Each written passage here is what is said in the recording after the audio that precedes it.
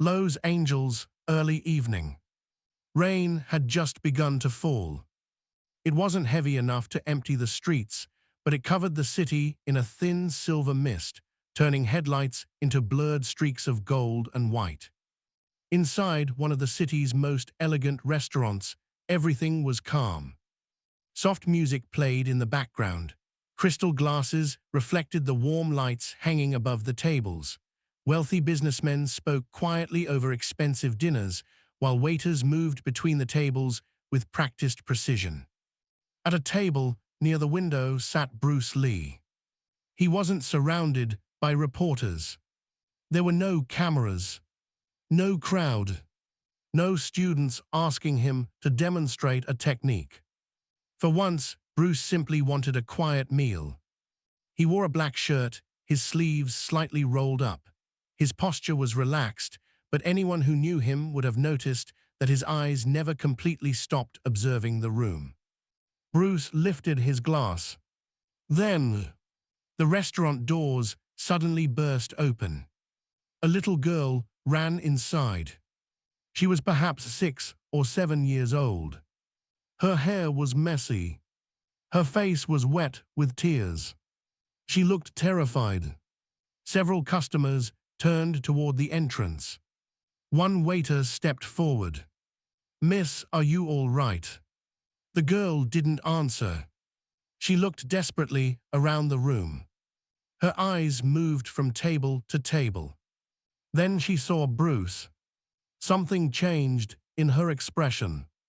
She ran straight toward him. Bruce lowered his glass. The girl grabbed his arm with both hands. Her entire body was shaking. Then she screamed the words that would change everything. "They're killing my mom." The restaurant fell silent. Bruce stared at her. For a moment, he said nothing. He could feel her fingers trembling against his arm. "Where is your mother?" The girl pointed toward the glass doors. "Outside." Bruce turned. Through the rain-covered glass, he saw a black sedan pulling away from the curb. 2 men were standing near the entrance. One of them quickly stepped into the shadows. Bruce's eyes narrowed. He stood. The girl grabbed his shirt. "Please." Bruce looked down at her. "What's your name?" "Lucy." "Lucy, listen to me." She tried to stop crying. "Is your mother alive?"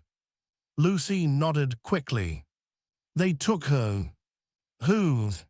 "I don't know." Bruce looked toward the disappearing sedan. Then back at the little girl. "Did they hurt her?" Lucy swallowed. "They hit her." Bruce's expression changed. The calmness disappeared from his eyes. But his voice remained controlled. "Where did they take her?" Lucy pointed toward the harbor. "She told me to run." Bruce crouched beside her. "Did she tell you where to go?" Lucy shook her head. Then she whispered something that made Bruce freeze. "She told me to find you." Bruce stared at her. "Me?" Lucy nodded. "She said you would know what to do." For several seconds, Bruce didn't move. He didn't understand. He had never met this child. At least, not that he remembered. And yet her mother had specifically sent her to him. Bruce looked again through the glass doors. The black sedan was gone. Whoever had taken Lucy's mother had planned this carefully. They had expected nobody to interfere. They were wrong. Bruce stood and looked at the restaurant manager. "Keep the girl here." The manager nodded nervously. Bruce took a step toward the door. Lucy immediately followed. "No." Bruce turned. "You stay here." "I can't." "You can. They'll come back." Bruce paused. The girl's face was filled with fear.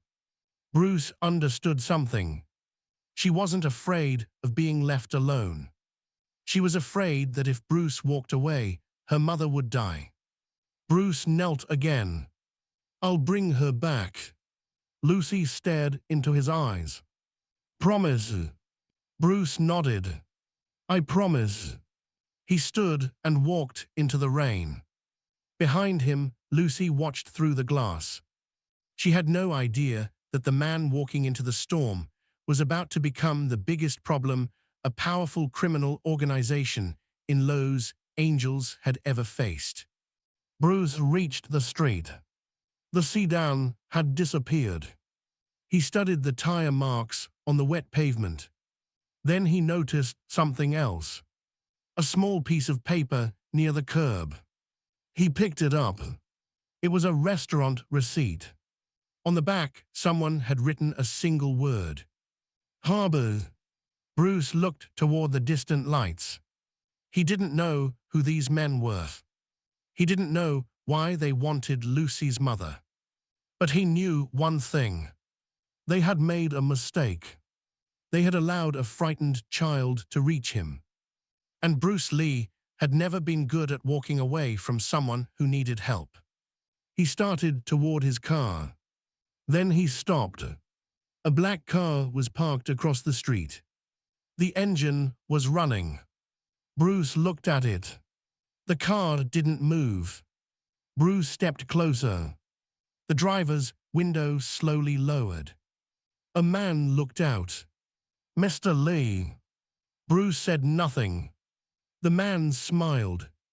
"You should forget about the woman." Bruce's eyes hardened. "Who are you?" "Someone trying to save you from making a serious mistake." Bruce took another step. The man continued. "Go back inside, eat your dinner, take the little girl home. Tomorrow you'll forget this ever happened." Bruce looked at him. Then he asked quietly, "And if I don't?" The man's smile disappeared. "Then you become part of the problem." The window rose. The car drove away. Bruce watched the taillights disappear. He wasn't frightened. But now he knew something important. The men weren't random criminals. They knew who he was. They knew where he was eating. And they knew about Lucy. Bruce returned to the restaurant. Lucy immediately ran toward him. "You found her." Bruce shook his head. "Not yet." The girl's face fell. "But you said." "I said I'd bring her back." He placed a hand gently on her shoulder. "And I will." Bruce looked toward the manager. "Do you have a phone?" A few minutes later, Bruce was standing beside the restaurant's telephone. He called someone he trusted. He gave him the license plate number of the black sedan. Then the restaurant address. Then the harbor.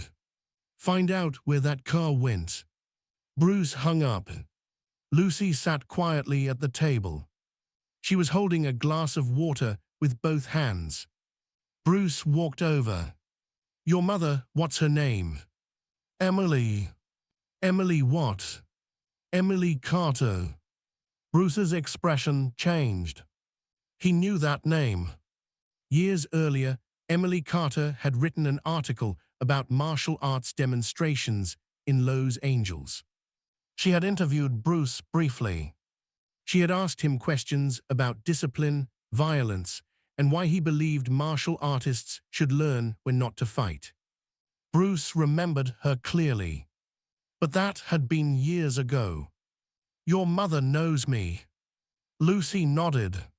"She said you were different." Bruce sat down. "What did she mean?" Lucy looked toward the doors. "She said you don't hurt people because you're angry." Bruce remained silent. Lucy continued. "She said you only fight when somebody has no one else." Those words hit him harder than he expected. Bruce looked at the rain outside. Then the telephone rang. He answered. A voice spoke quickly. "The vehicle is registered to a company called Pacific Meridian Imports. Bruce frowned. Where is it? Warehouse 12, Harbor District. Bruce slowly hung up. Lucy immediately stood. That's where they took my mom. Bruce looked at her. You're sure? She nodded. My mom took me there once. Bruce looked toward the door. The rain was getting heavier. This was no longer a mystery. He knew where Emily was. And he knew someone was waiting for him. Before we continue, tell me something in the comments. If you were Bruce Lee, would you walk into that warehouse alone to save Lucy's mother, or would you call the police first? Type A for going alone or B for calling the police. And if you're enjoying this story, hit the like button, subscribe, and tell us where you're watching from: Los Angeles, New York, London, Toronto, Sydney, or somewhere else. We want to know how far this story has traveled. Bruce left the restaurant. Lucy watched him from the window. She pressed her hand against the glass. Bruce stopped outside.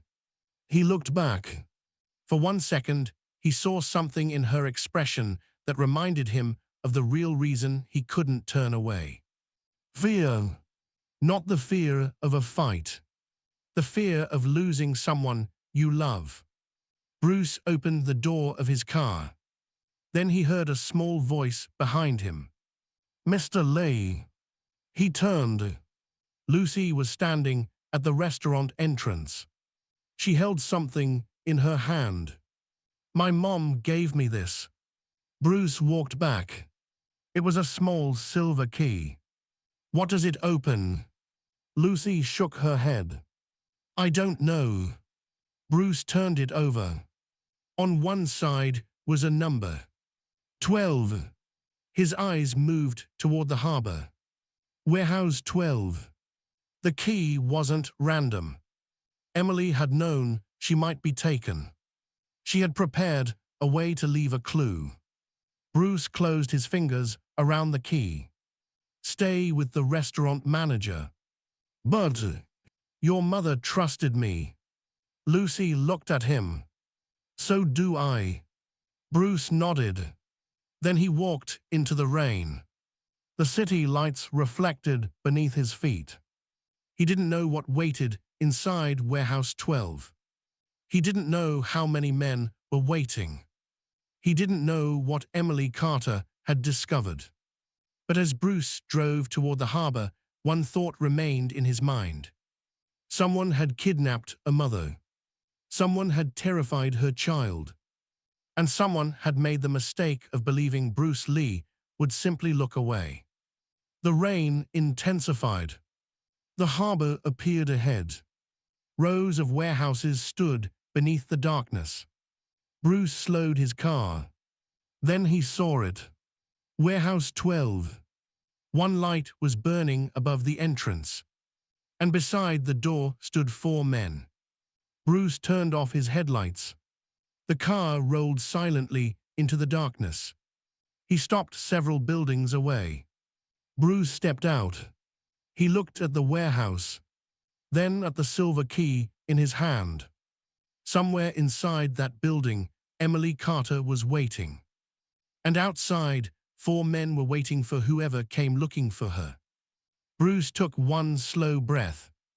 Then he walked toward them. The night was about to become very long. The harbor was almost completely silent. Only the rain disturbed the darkness. Water dripped from the edges of the warehouse roof, falling onto the concrete in a steady rhythm. Beyond the buildings, ships rested in the black water, their lights barely visible through the mist. Bruce Lee stood across from Warehouse 12.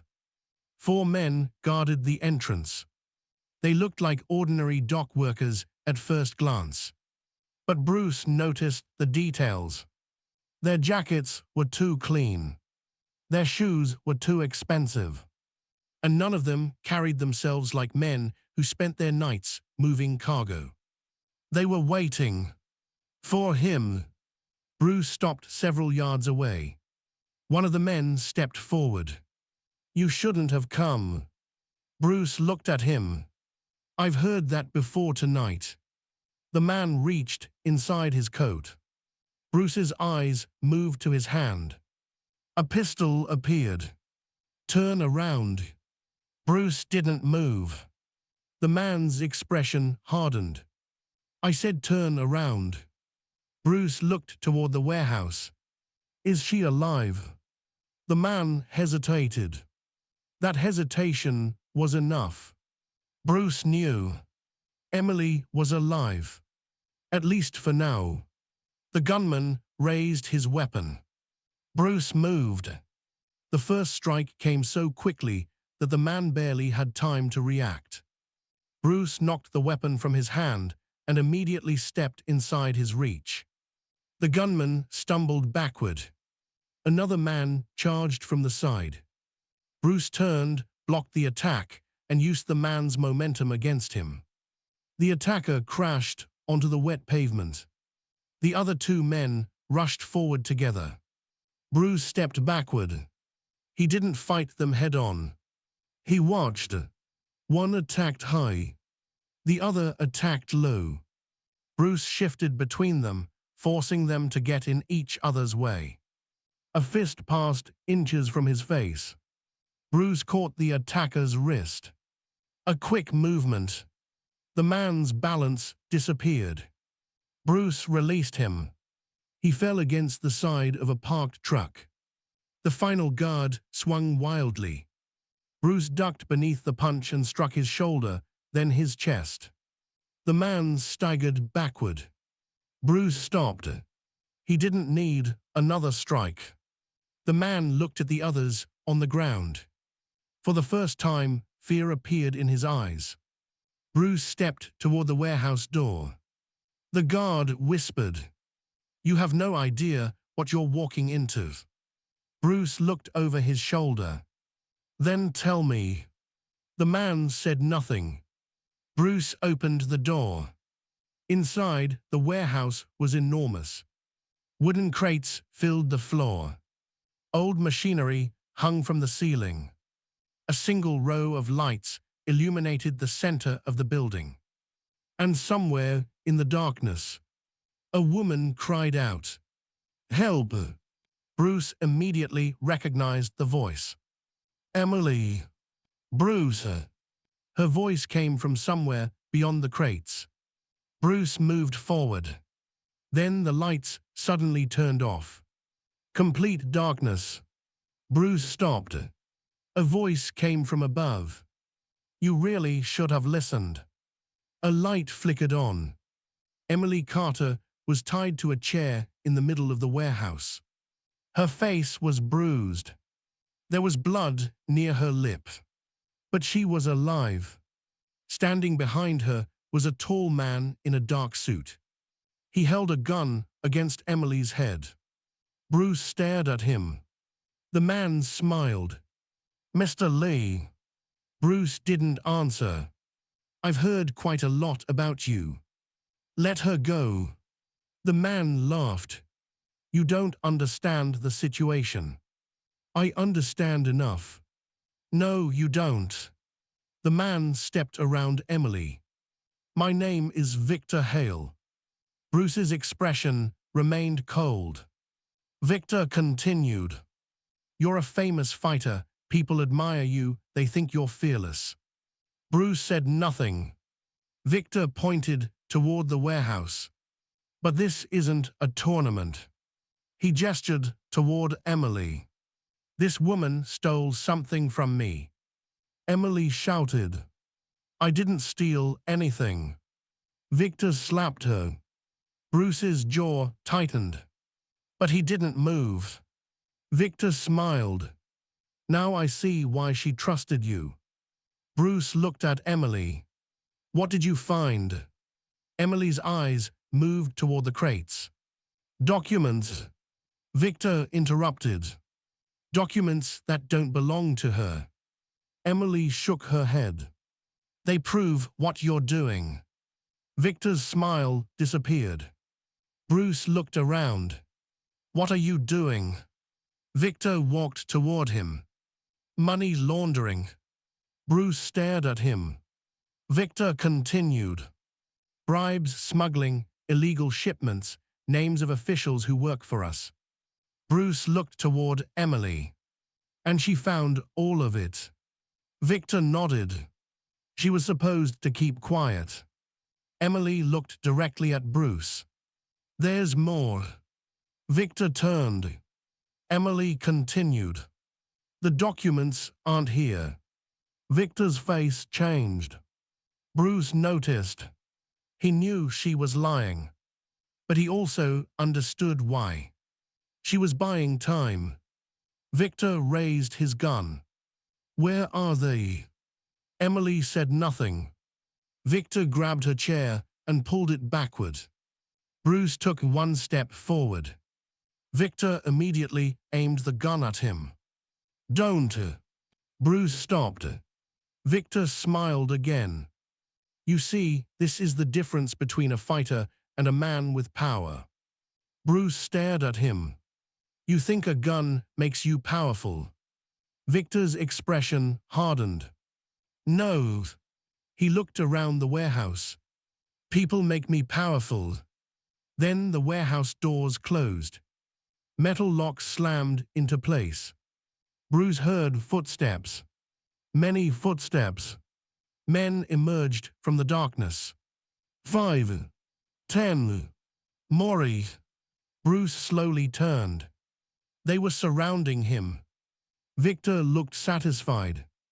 You walked into a trap. Bruce glanced at Emily. She looked terrified. But then she noticed something. Bruce was smiling. Just slightly. Victor frowned. What's funny? Bruce answered quietly. You made one mistake. What? You showed me where everyone is. The first man attacked. Bruce moved instantly. He stepped aside and redirected the attack into another man. A second attacker came from behind. Bruce turned and blocked him. A third grabbed his shoulder. Bruce dropped his weight, twisted, and sent the man stumbling forward. The warehouse exploded into movement. Men rushed from every direction. Bruce didn't try to overpower them. He moved. Fast, precise, controlled. He used the narrow spaces between the crates. Every time someone tried to surround him, he moved toward the weakest opening. One man swung a metal bar. Bruce stepped away. The bar struck a wooden crate instead. Bruce grabbed the man's wrist and forced the weapon downward. Another man attacked. Bruce released the first attacker and turned toward the second. A rapid combination sent him backward. Bruce immediately moved again. The attackers couldn't predict where he would be. Victor watched from the center of the warehouse. His confidence began disappearing. He had expected a brawl. Instead, he was watching something closer to a storm. Quick question for everyone watching. If you were standing in Bruce's position right now, surrounded by more than a dozen armed criminals, would you keep fighting or try to escape with Emily? Comment, fight if you would stay. Or escape if you would get Emily out first. And don't forget to like the video, subscribe, and tell us where you're watching from. We want to see how many different countries are following this story. Bruce knocked another attacker away. Then he heard Emily scream. Bruce! He turned. Victor was dragging Emily toward a metal staircase. Bruce moved after them. Two men blocked his path. The first attacked. Bruce avoided the punch. The second grabbed him. Bruce broke free and pushed both men away.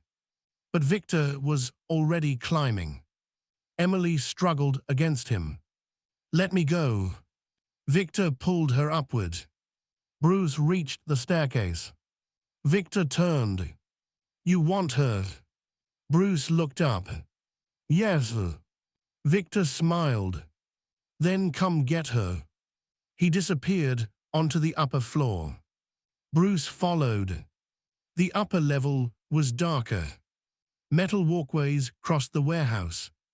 Below, the remaining men were recovering. Bruce could hear Emily breathing heavily somewhere ahead. Then, a door slammed. Bruce stopped. He looked left. Nothing. Right. Nothing. Then he heard a voice behind him. Mr. Lee. Bruce turned. A man stood at the end of the walkway. He was much larger than the others. Broad shoulders, heavy build, scar across his cheek. He removed his jacket. You've been fighting the wrong people. Bruce studied him. Who are you? The man smiled. Frank. He stepped forward. I was told you were fast. Bruce remained still. Frank raised his fists. Let's see how fast. He charged. Unlike the other men, Frank wasn't reckless. His movements were controlled. Powerful. He threw a heavy punch. Bruce blocked it. The impact forced Bruce backward. Frank attacked again. Bruce slipped away. Another punch. Bruce ducked. Frank kicked. Bruce jumped backward. For several seconds, neither man landed a decisive blow. Frank grinned. You're good. Bruce said nothing. Frank attacked again. This time Bruce moved inside the larger man's reach. Frank tried to grab him. Bruce twisted away. A quick strike landed against Frank's ribs. Frank stepped back. Bruce followed with another controlled strike. Frank stumbled, but he didn't fall. Instead, he smiled. Now I'm interested. He charged again. The fight became faster. Metal echoed beneath their feet. Frank's strength was impressive. But Bruce was faster. Much faster. Frank finally overextended. Bruce seized the opportunity. A swift movement took Frank's balance. Frank fell hard against the railing. Bruce stepped back. Frank remained on the ground, breathing heavily. Bruce didn't wait. He continued toward the door.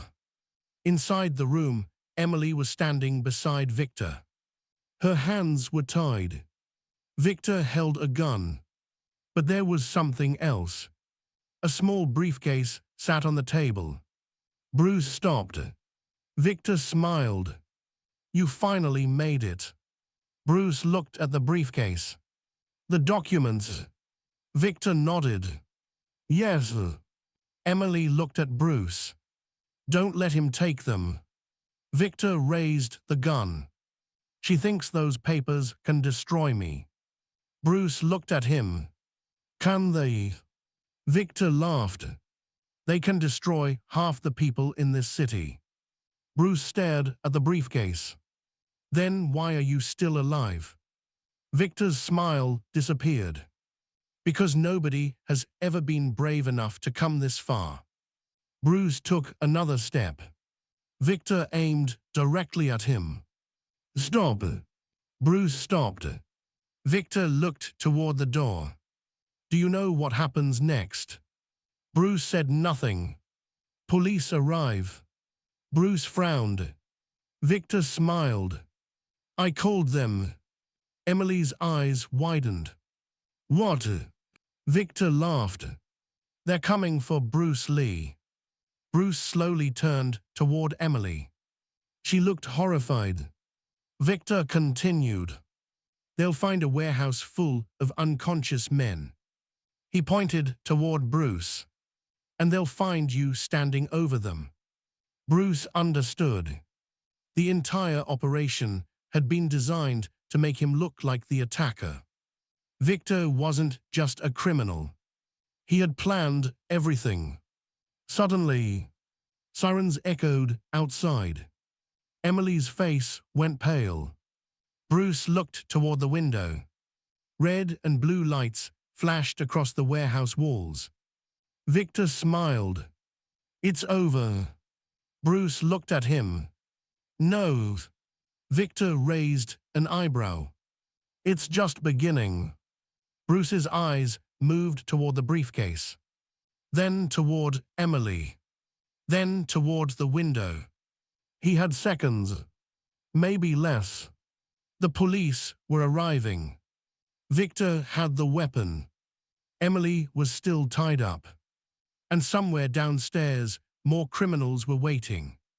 Bruce had only one choice. He stepped toward Victor. Victor raised the gun. Don't make another mistake. Bruce looked directly into his eyes. You made the mistake. Victor pulled the trigger. Bruce moved. The gunshot exploded through the warehouse. Emily screamed, and the lights went out again. When they came back on, Bruce was gone. Victor looked around in disbelief. Where is he? A voice came from behind him. Right here. Victor turned. Bruce stood inches away. And for the first time that night, Victor Hale looked genuinely afraid. Victor Hale turned around. Bruce Lee was standing directly behind him. For one brief second, neither man moved. Victor's gun was still in his hand. Emily was standing several feet away, her wrists tied, her face pale with fear. The police sirens outside were getting louder. Victor looked at Bruce, then at the door, then back at Bruce. How did you? Bruce didn't let him finish. He struck Victor's wrist. The gun flew across the room. Victor stumbled backward. Bruce moved toward Emily, but Victor suddenly charged. The larger man threw a powerful punch. Bruce shifted aside. The punch missed. Victor spun and attacked again. Bruce blocked the second strike, but Victor grabbed his shirt and drove him against a metal support.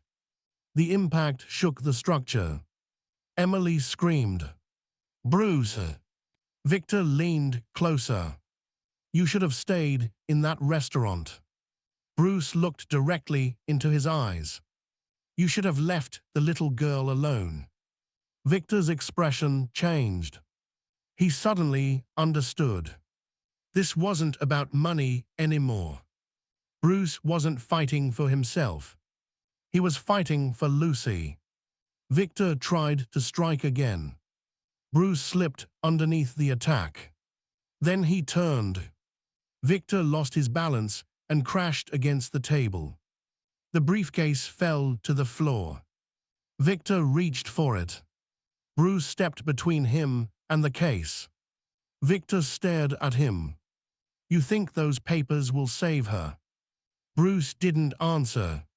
Victor laughed. You don't understand how this city works. Bruce looked toward Emily. Maybe. Then he looked back at Victor. But I understand fear. Victor frowned. Bruce continued. And you're afraid. For the first time, Victor's face went completely still. He was.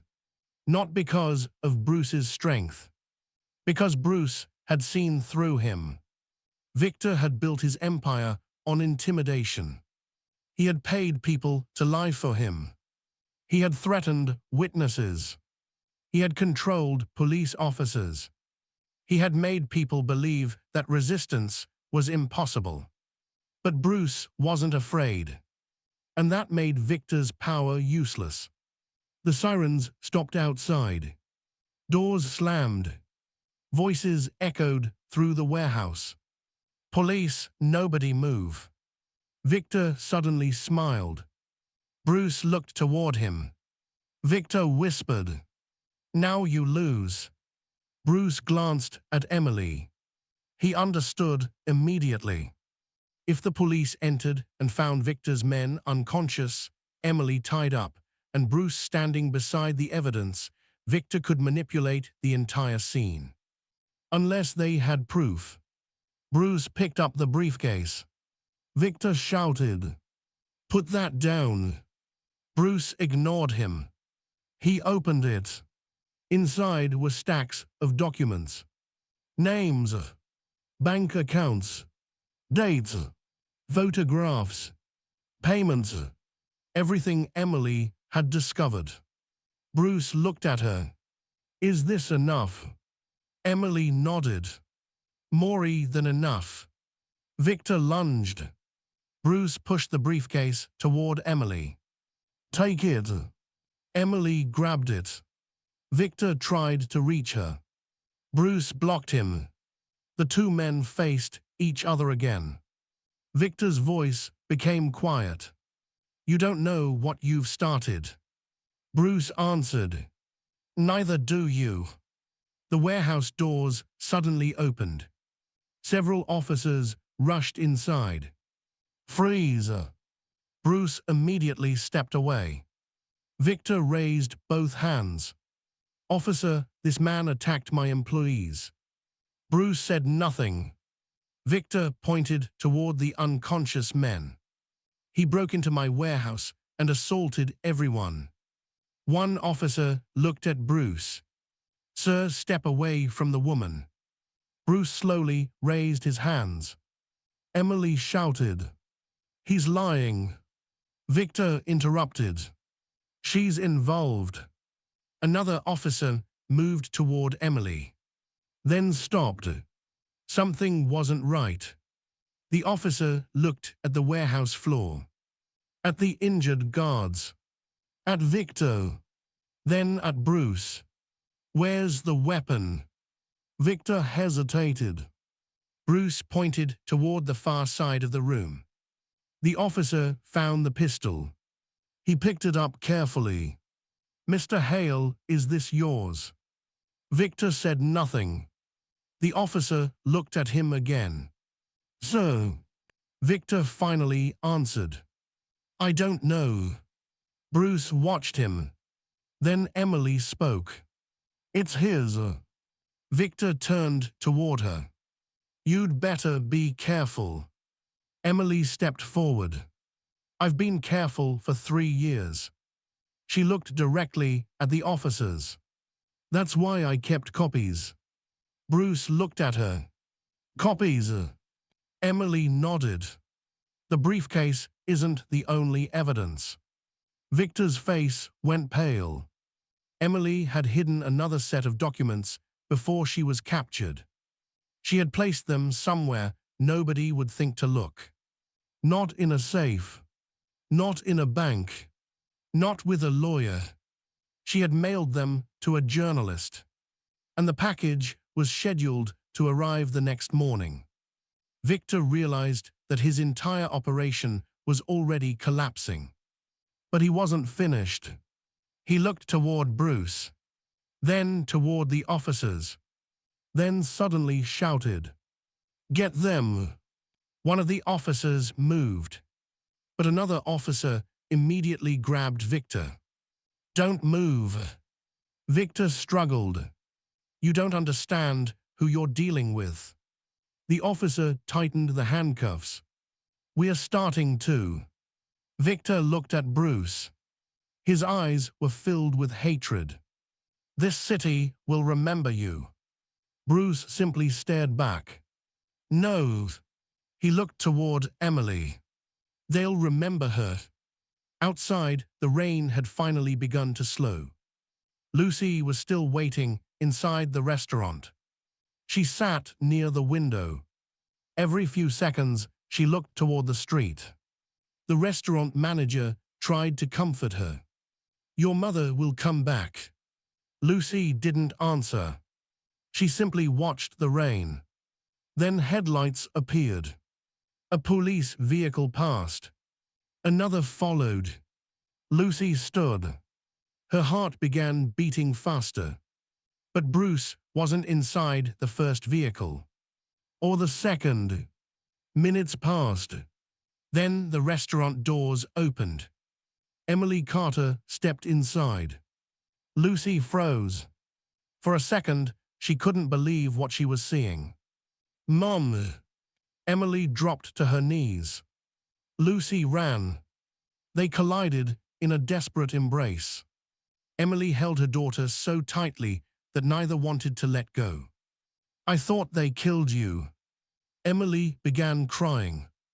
"I'm here." Lucy looked over her mother's shoulder. "Where's Mr. Lee?" Emily smiled through her tears. "He's coming." Lucy looked toward the door. And there he was. Bruce stood outside beneath the fading rain. Lucy ran toward him. Bruce crouched just before she reached him. She threw her arms around his neck. "You came back." Bruce smiled. "I promised." Lucy pulled away. "Did you bait all of them?" Bruce looked at her. "I had some help." Lucy looked confused. "Who?" Bruce nodded toward her mother. "Your mother." Emily approached slowly. For several seconds, she and Bruce simply looked at each other. Then Emily said quietly, "Thank you." Bruce shook his head. "Thank your daughter." Emily looked at Lucy. "I will." If you were watching this scene, what would you have done? Would you have risked everything to save someone you barely knew, like Bruce did? Comment yes if you would have helped. Or no if you think it was too dangerous. And if this story has you hooked, hit like, subscribe to the channel, and tell us in the comments where you're watching from. We read those comments, and it's amazing seeing viewers from different cities and countries following the story together. But the night wasn't over. Not yet. Bruce noticed something strange. One of the police officers had walked away from the others. He was standing near the black sedan outside. Bruce watched him carefully. The officer opened the driver's door, then looked back toward the warehouse. Bruce's instincts immediately warned him. Something was wrong. He walked toward him. "Officer." The man turned. "What?" Bruce pointed toward the sedan. "That's their car." The officer looked at him. "Yes." "Why are you opening it?" "I'm checking the vehicle." Bruce stared at him. The officer reached inside. Bruce's eyes narrowed. "Step away." The officer slowly turned. "Mr. Lee, stay where you are." Bruce didn't move. The officer's hand disappeared beneath his jacket. "A weapon." Bruce prepared himself. Then, a second police officer shouted from behind them. "Detective." The man froze. The officer who had been near the car turned around. "What?" "We found another vehicle." He looked nervous. Bruce noticed. The man near the sedan stepped backward. Then he suddenly ran. Bruce chased him. The officer sprinted between the parked vehicles. Bruce followed. The man was fast, but Bruce was faster. The officer jumped over a barrier. Bruce followed. The chase continued into a narrow alley behind the warehouse. The officer looked back. Bruce was still coming. He reached the end of the alley. There was nowhere to go. He turned. Bruce stopped several feet away. "Who do you work for?" The officer was breathing heavily. "I don't know what you're talking about." Bruce stepped closer. "You were helping Victor." "No." "You were going to remove evidence." The officer said nothing. Bruce looked at him. "Who sent you?" The officer's face changed. Then he whispered, "You really don't know." Bruce waited. "There are people above Victor." Bruce's eyes narrowed. "Who?" The officer shook his head. "You can't stop them." Bruce took another step. "Try me." The officer suddenly smiled. "You think Victor was the boss?" Bruce froze. The officer continued. Victor was only the middleman. Then he ran toward the wall. Bruce grabbed him before he could escape. But the man twisted free and disappeared through a narrow service door. Bruce followed. The door slammed behind him. He opened it. Nothing. The corridor was empty.